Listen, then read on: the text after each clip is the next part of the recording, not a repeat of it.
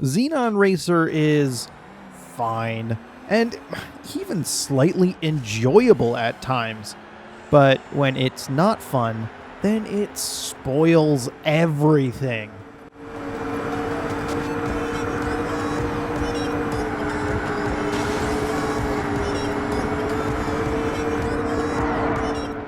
My favorite part of the game is the tracks. They're diverse and look great.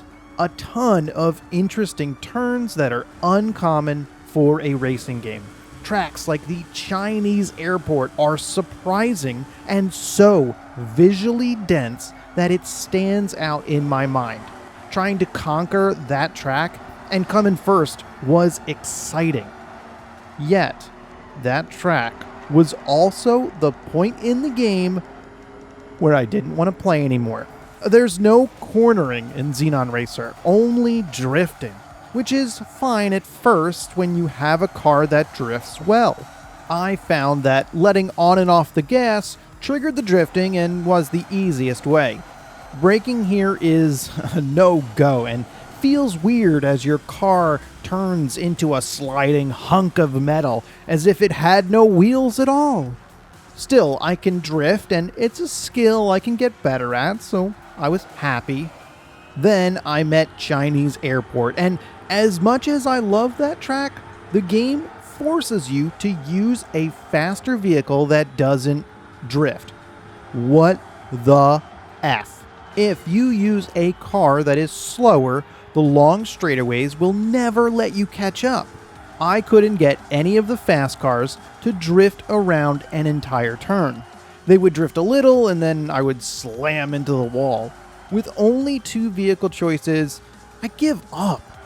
This is exasperated by the terrible menu system. Each car has customization that changes the stats. For example, acceleration and drifting.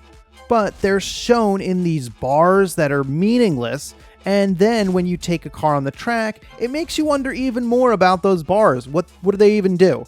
There's a magical amount of drift bar that is required if you actually want to drift around a turn. Anyway, the point is, going into these menus and playing mechanic is awful. Nothing makes it easy to test and compare the parts. It's simple stuff too, like when you back out of a menu and it takes you back to the start of the menu, like the beginning all the way on the left side when you're all the way trying to get to the right.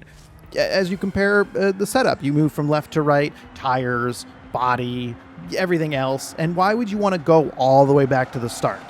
So if you're trying to work your way through all the adjustments, it's such a pain in the ass. You have to check them all out too, because when the game notifies you of a new part, it only shows you the unique icon of the car. I have no idea how I'm supposed to remember all those. Overall, Xenon Racer is fine, but there's better racing games out there. I wish it would get out of its way of itself and let me race. The developers are skilled at creating interesting tracks, cars, and mechanics, but there are too many bumps in this road for me to keep going.